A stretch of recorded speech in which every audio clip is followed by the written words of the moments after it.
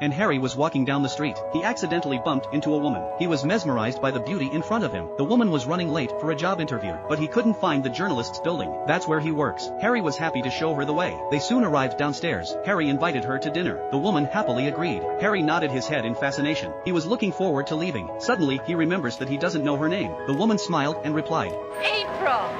April Hamilton. Harry then realized the meaning of the note, that it was April's name. It didn't mean April. In the evening, Harry took April to the Chinese restaurant, and there was a very nice dinner on the table, and April praised the food. Harry didn't eat a single bite. He was waiting for the most important dessert. Chef Lee brought 2 fortune biscuits to the table. After Harry's introduction, April quickly opened the note inside. A grievous error in judgment will soon be made apparent to you. Take heed.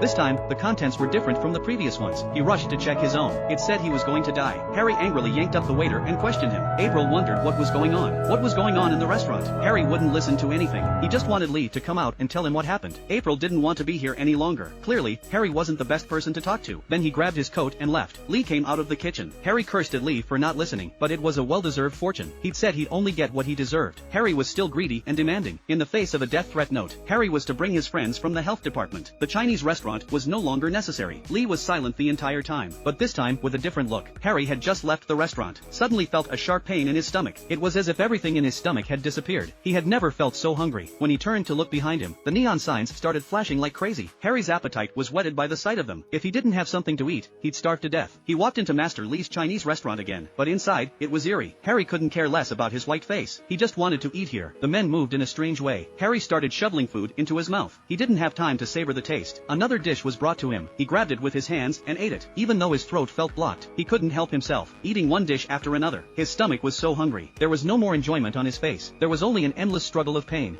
It can't be. How can I still be hungry?